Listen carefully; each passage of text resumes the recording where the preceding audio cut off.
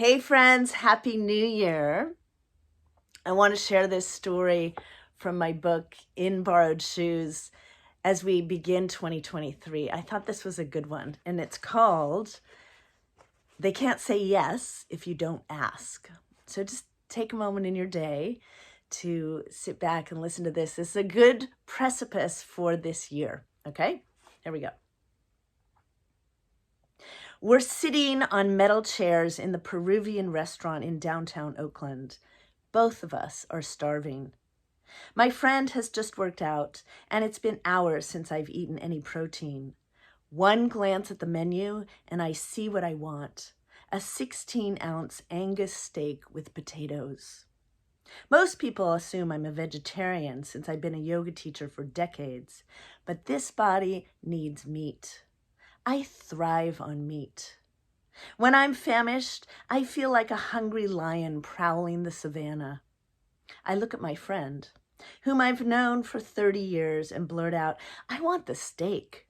He immediately says, "Oh, I'll share that with you if you want." Awesome. It seems an age has passed until the waiter comes to jot down the one thing we want, and another age until the sizzling, tender meat, dripping in fat and sitting on a bed of potatoes, arrives in front of us. 2 serrated steak knives come with the meal. I slice the perfectly cooked meat in 2, sliding one section onto my plate with a handful of roasted potatoes.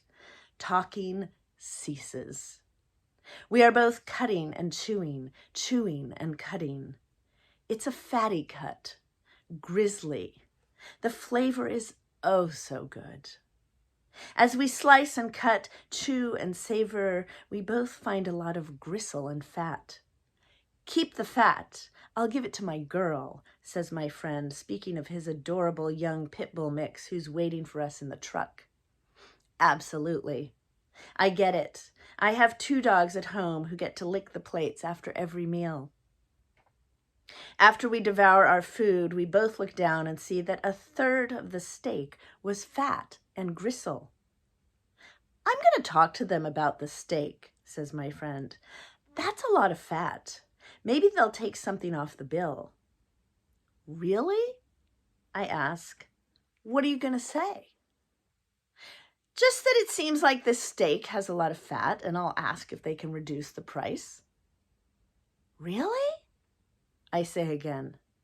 "Well, if you don't ask, they can't say yes." "Wow, I've never thought about it that way." "Okay, I want to see this in action," I say. It would never dawn on me to ask for a discount because the steak had a lot of fat. I can feel the hint of discomfort rise within me, but I'm more curious now than uncomfortable, since my friend will do the talking.